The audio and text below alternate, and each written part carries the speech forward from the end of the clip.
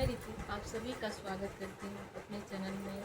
तो दोस्तों, आज हम जानेंगे कि हमें सावन के व्रत में क्या खाना चाहिए और क्या नहीं खाना चाहिए। हमें सावन का व्रत किस प्रकार से करना है, मासिक धर्म में क्या हम मतलब सावन का व्रत कर सकते हैं कि नहीं कर सकते हैं, और अगर हम मान लीजिए अस्वस्थ हैं तो क्या हम व्रत करें कि ना करें। तो हमें घर में पालकी किस प्रकार से बना के पूजा करनी चाहिए, तो इन सारी बातों को फ्रेंड्स हम जानेंगे इस वीडियो के माध्यम से। तो फ्रेंड्स, इससे पहले आप लोग हमारे चैनल पे अगर नए आए हैं तो हमारे चैनल को सब्सक्राइब करना बिल्कुल मत भूलिएगा, ताकि मैं कोई भी वीडियो अपलोड करूं तो उसका सबसे पहले नोटिफिकेशन आप सभी तक पहुंचे। तो दोस्तों, सावन का सब तो ज़्यादा समय देर ना करते हुए हम लोग जान लेते हैं कि हम लोगों को सावन का व्रत किस प्रकार से करना चाहिए। तो सबसे पहला हमारा नियम होगा फ्रेंड्स कि हम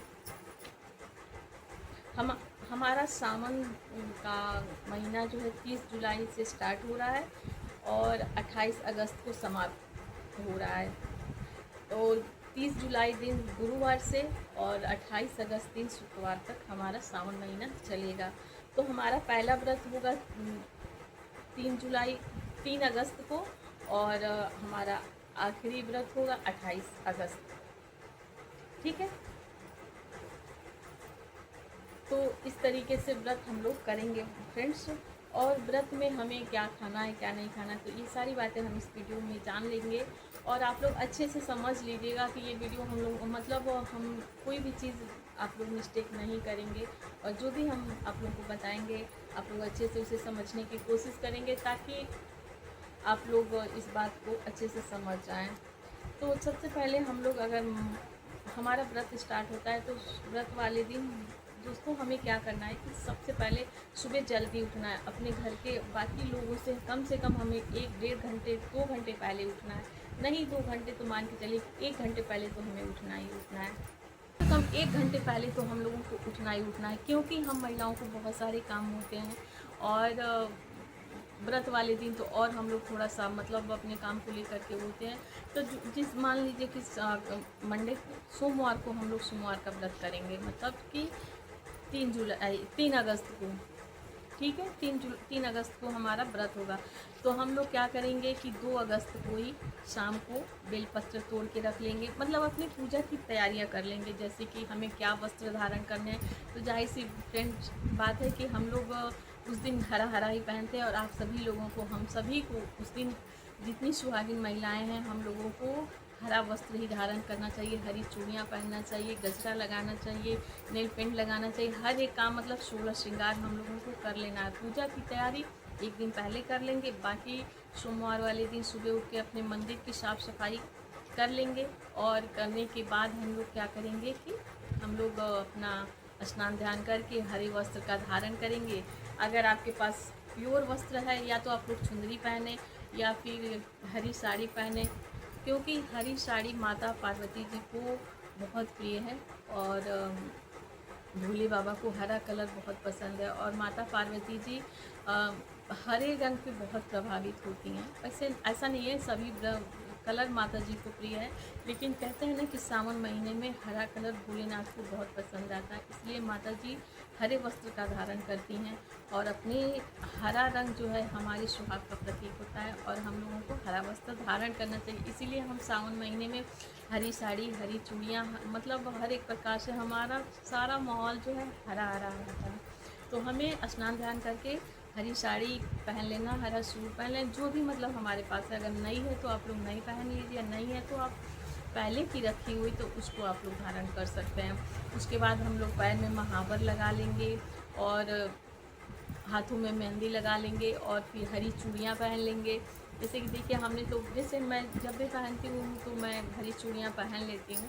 जैसे तो इस तरीके से हम लोग कर लेंगे, और फिर हम लोग मांग भर लेंगे। और तो मांग भरने के बाद हम लोग अपना बाकी के श्रृंगार कर लेंगे।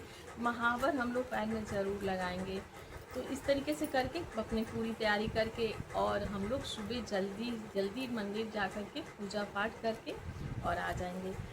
दोस्तों एक बात का हम लोगों को और ध्यान देना है कि हम लोग शिवालय में बहुत भीड़ नहीं लगानी चाहिए हम लोगों को, क्योंकि अ, मतलब अगर आपके पास समय है तो उस समय दीजिए, लेकिन जाहिर सी बात है उस दिन शिवालय में बहुत भीड़ होती है, तो आप जल चढ़ा लें, बेलपत्र चढ़ा लें, और चाहें तो एक लोटे में हर चीज़ भर करके और आप भोलेनाथ को जल अर्पित कर सकते हैं। तो इस तरीके से, ताकि हमारी सारी चीज़ें भोलेनाथ तक पहुंच भी जाएगी और बाकी लोगों को समय भी मिल जाएगा। तो समय का भी हम लोगों को ध्यान देना है कि हम लोग समय से अपना काम भी कर लें और किसी को हमारी वजह से दिक्कत भी ना हो। इस चीज़ का भी हम लोगों को ध्यान देना है।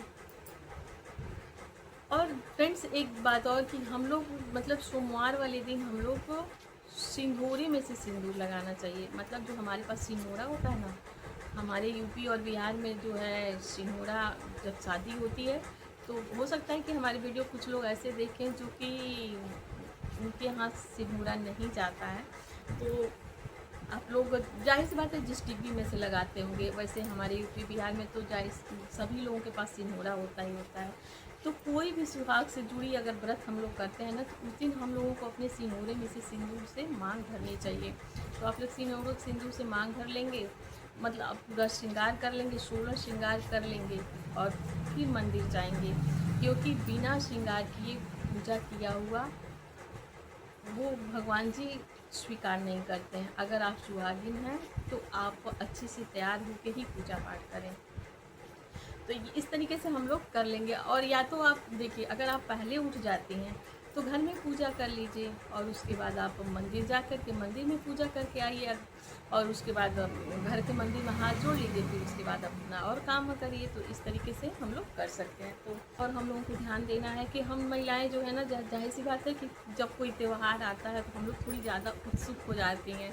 उस तरीके से हम थोड़ा नॉर्मल भी रहते हैं, लेकिन जब कोई त्यौहार आता है तो हम लोगों को लगता है कितनी खुशी मिल गई है और क्या क्या पहने। तो अच्छी बात है, हम लोग को पहनना भी चाहिए। लेकिन जब हम लोग मंदिर जा रहे हैं, शिवालय जा रहे हैं, तो हम लोगों को शिवालय जाते समय इस बात का ध्यान देना है कि मतलब गोल्ड से जुड़ी चीज़ें, मतलब जैसे हमारा मंगलसूत्र हो गया, तो आपके पास अगर गले में छोटा मंगलसूत्र पड़ा है तो आप पहन के मंदिर जा सकते हैं। लेकिन अगर आप बड़ा वाला पहन के जा रहे हैं, कान में बड़े बड़े झुमके पहन के जा रहे हैं, हाथ में है तो चलिए कोई दिक्कत नहीं, आप हाथ में चूड़ियाँ अगर आपके पास सोने की है तो आप पहन लीजिए, नहीं है तो आपको मतलब वैसे भी सावन में आप जितना पहन के रहें अच्छी बात है। लेकिन आप इस बात का भी ध्यान दें कि मंदिर जा रही हैं तो मंदिर में आप ज़्यादा गहने पहन। और फ्रेंड्स सिंदूर, अगर हम लोग मान लीजिए कि भगवान जी को हम लोगों को वही फल चढ़ाना है जो हम वहीं छोड़ दें, क्योंकि कहते हैं ना कि भगवान जी पे चढ़ा, मतलब भोलेनाथ पे चढ़ा हुआ प्रसाद नहीं खाया जाता है, वो खाने से आदमी गरीब होता है। तो जाहिर सी बात है, हम में से कोई भी नहीं चाहता है कि हम लोग गरीब हों। आपकी मतलब जो लोग भगवान जी को अर्पित करती है वो पुजारी को खाना चाहिए, मना कि हम लोग को। आपको जो वहाँ से ले के आना है उस चीज़ को आप बस स्पर्श कराइए और रख लीजिए कि ये हम घर ले जाने वाले हैं, मतलब प्रसाद के स्वरूप में। और बाकी आप घर पे मंदिर में जो भी चढ़ाएं उसे आप ग्रहण कर सकते हैं, लेकिन शिवालय से लाया हुआ चीज़ नहीं खाना चाहिए, क्योंकि वो खाने से आदमी गरीब हो जाता है। तो इस बात का भी हमें ध्यान देना है। बाकी आप लोग देख लीजिएगा, अगर आप लोग प्रसाद के रूप में खाते हैं तो आप लोग खा सकते हैं, वैसे हम लोग तो नहीं खाते हैं। तो मैंने सोचा कि आप लोगों को बता दूँ, ये हो गया। बाकी आप जब मंदिर से आएँ तो मंदिर से आते हुए आप अपने से बड़ों का, मैं पहले की वीडियो में भी बता चुकी हूँ आप लोगों को कि अपने से बड़े लोगों का आशीर्वाद भी लेना ज़रूरी है। और जो भी आपको बड़ा दिखता है आप उसका आशीर्वाद ले लीजिए, और पति का चरण स्पर्श कर लेना चाहिए। बहुत सारे पति होते हैं कि पत्नियों से पैर नहीं छुआते हैं, सोचते हैं कि मेरे घर की लक्ष्मी है, और लक्ष्मी किसी के चरण पड़े ये संस्कार के खिलाफ है। लेकिन बहुत सारे लोग हैं जो इस चीज़ को नहीं मानते हैं, वो सोचते हैं कि हाँ पत्नी है तो छुप के रहे जितना रहे। तो जिनके पति बहुत अच्छे होते हैं उनके लिए तो मानिए कि स्वर्ग ही हो जाता है। लेकिन हमारी बहुत सारी बहनें हैं कि जिनके हस्बैंड नहीं समझते हैं इस बात को, गालियाँ देते हैं, मारते हैं, पीटते हैं, तो उनके लिए तो कष्ट है ही। लेकिन जो भी है, आप अगर वो आपसे चरण स्पर्श करवाना चाहते हैं तो आप कर लीजिए, अगर नहीं करवा रहे हैं तो आप उनको नमस्कार कर लीजिए, हाथ जोड़ लीजिए और अपने से बड़े लोगों का आशीर्वाद लीजिए, क्योंकि कहते हैं ना कि पूजा पाठ तभी पूरा होता है जब हम अपने से बड़ों का आशीर्वाद ले लेते हैं। तो हम उम्मीद कर रहे हैं कि आप लोग हमारी सारी बातें बहुत अच्छे से दोस्तों, जो मान लीजिए जो आदमी अस्वस्थ है मन और वो इच्छुक है कि मैं भी भगवान की पूजा करूँगी या करूँगा, अगर वो पूजा करना चाहता है तो उस इंसान को मैं तो यही बोलूँगी कि पूजा ना करें, क्योंकि उसको मेडिसिन लेना है। और जाहिर सी बात है कि बहुत सारे बीपी के पेशेंट हैं, बहुत सारे हार्ट के पेशेंट हैं, जो लोग नहीं रह पाते हैं, तो उन लोगों को मैं कहूँगी कि आप अगर रहना चाहते हैं, आपके भगवान में बहुत श्रद्धा है कि नहीं नहीं मुझे रहना ही है, तो आप एक काम कर सकते हैं कि आप सेंधा नमक डाल करके सब्ज़ी बना लीजिए और फिर उस सब्ज़ी से आप मन हो तो रोटी खा सकते हैं, चावल खा सकते हैं। बाकी भगवान आपको मानसिक पूजा करने की ज़रूरत है। बाकी आप खाना खाकर भी पूजा कर सकते हैं। बस एक चीज़ का वर्जित कर दें, लहसुन और प्याज को आपको बचा देना है भोलेनाथ के व्रत वाले दिन। बाकी आप लोग व्रत कर सकते हैं। इस तरह हमारी बहनें होती हैं कि जाहिर सी बात है कि 4 व्रत पड़ रहा है सोमवार का, तो एक कम से कम एक व्रत तो खंडित होना ही होना है। तो अगर हमारा कोई भी व्रत खंडित हो रहा है तो अगर आप चाहें तो उस दिन व्रत रह सकती हैं, और ना चाहें तो ना भी रहें तो कोई बात नहीं। उस दिन आप लहसुन प्याज का बराबर कर दीजिए, या फिर आप क्या बोलते हैं, आप पूजा पाठ तो कर नहीं सकती हैं, स्नान ध्यान कर लीजिए, डेली रूटीन का आपका जो भी आप करने के बाद आप भगवान को मानसिक जैसे कहते हैं ना कि आप स्नान ध्यान करके बैठ जाइए और मंदिर के सामने हाथ जोड़ लीजिए और फिर भगवान को मतलब कहीं भी बैठ करके ध्यान कर लीजिए। आपको उतना ही फल मिलेगा जितना कि आप व्रत करके प्राप्त करेंगे। या तो फिर अगर आप रहना चाहती हैं तो आप व्रत भी रह सकती हैं। तो इस तरीके से भी हम लोगों का व्रत हो जाएगा और उनका व्रत भी खंडित नहीं होगा और उनको भगवान का पूरा आशीर्वाद भी मिल जाएगा। और दोस्तों, जब हम लोग मंदिर से आती हैं, जैसे मान लीजिए हम लोग शिवालय गए और शिवालय से आए, तो उसके बाद हम लोग अगर आप पूजा करके गई हैं तो ठीक है, घर पे आके हाथ जोड़ लिए, उसके बाद आप क्या खा सकती हैं मैं आपको ये भी बता देती हूँ। तो खाने में आप खा सकती हैं कि आप मूंगफली खा सकती हैं, केला खा सकती हैं, अमरूद खा सकती हैं, साबूदाना। बहुत सारे लोग साबूदाना नहीं खाते हैं क्योंकि कहते हैं वो दाना अनाज में आता है, लेकिन आप साबूदाना भी चाहें तो खा सकती हैं। साबूदाने की खिचड़ी बना के सब खा सकती हैं, साबूदाना दूध और चीनी वाला बना के खा सकती हैं, या फिर आप आलू सेंधा नमक डाल के बना के खा सकती हैं, या फिर बिना बहुत लोग सेंधा नमक नहीं खाते हैं तो आप लोग वैसे भी कर सकती हैं। और मतलब हर एक प्रकार की आप फल खा सकते हैं।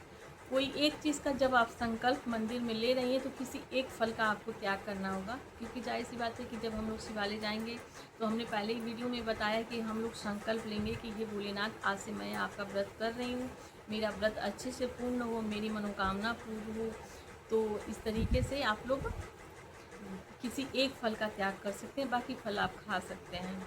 और शाम के समय में भी आप कोई बंधेज नहीं है कि आप एक बार खाएंगे, कि आप व्रत हैं तो बस एक ही बार मैं खाऊंगी, ऐसा नहीं है। आपका शरीर सबके अकॉर्डिंग नहीं है, आप जितनी बार आपको प्यास लगती है आप थोड़ा सा खाइए और अपना पानी पीजिए, क्योंकि अगर आपका बीपी लो हो जाता है या फिर किसी प्रकार की आपको उस पानी की कमी हो जाती है, कोई भी दिक्कत आती है, तो सेहत सबसे पहले है फ्रेंड। दोस्तों, ये हम लोगों को देखना ही है कि हमारी सेहत सबसे पहले महत्व रखती है। हमारा सेहत सही है तो ही सब कुछ सही है, तो ही हम अपने को देख पाएंगे और औरों को भी देख पाएंगे। तो अपने शरीर के हिसाब से ही हम लोगों को अपना काम करना है। पूजा करने का कोई समय नहीं होता है, जितना अगर हम लोग कोशिश करें कि ब्रह्म मुहूर्त में जाए। बहुत सारे लोग हैं कि मंदिर काफ़ी समय पहले चले जाते हैं, लेकिन ये भी नहीं है कि आप 12 बजे ही चले जाएंगे, ये भी नहीं है। आप पूजा करने का कोई निर्धारित समय नहीं है, जब आपके पास समय है आप उसके अकॉर्डिंग पूजा कीजिए, क्योंकि पूजा भगवान ने कभी नहीं कहा है कि आप किसी को कष्ट दे करके आपके घर से लोग भूखे चले जा रहे हैं और आप पता चले कि आप मंदिर गए हैं, शिवालय गए हैं और आपके पति बिना भोजन किए चले गए। आपके बच्चे उस दिन छुट्टी मार दिए कि आज मम्मी का व्रत है तो आज मेरा आज मैं नहीं जाऊंगा स्कूल, ऐसा ऐसा कुछ भी नहीं है। आप अपने समय के हिसाब से पूजा कभी भी कर सकते हैं। वैसे महिलाओं को चाहिए कि सुबह जल्दी उठ करके और उस दिन अपना पूजा पाठ कर लें। पूजा पाठ हम लोग जितना जल्दी करेंगे उतना ही सही होगा। हमारे काम समय से हो जाएंगे, हमारे बच्चे भी अपना काम कर सकते हैं, हमारे हस्बैंड भी अपना काम कर सकते हैं। तो हमें थोड़ा सा पहले उठ करके अपने पूजा पाठ को समय से कर लेना है। बाकी पूजा का कोई समय नहीं है, आप जब आपको समय मिलता है आप पूजा कर सकती हैं। आप अगर शिवालय जा सकती हैं तो जा कर के दीप जला दें। अगर नहीं जा पा रही हैं तो घर पे ही अपना स्नान ध्यान करने के बाद जो भी आपके घर में मंदिर है, आपने मूर्ति रखी है या फिर फ़ोटो रखी है, वहाँ पे दीप जला दीजिए और भगवान के सामने हाथ जोड़ लीजिए कि भगवान आज का मेरा व्रत पूरा दिन का अच्छे से निपट गया है, पूरी रात निकलने की आप शक्ति दीजिएगा। इस तरह से भगवान से प्रेयर करके आप अपना व्रत पूजा कर सकती हैं।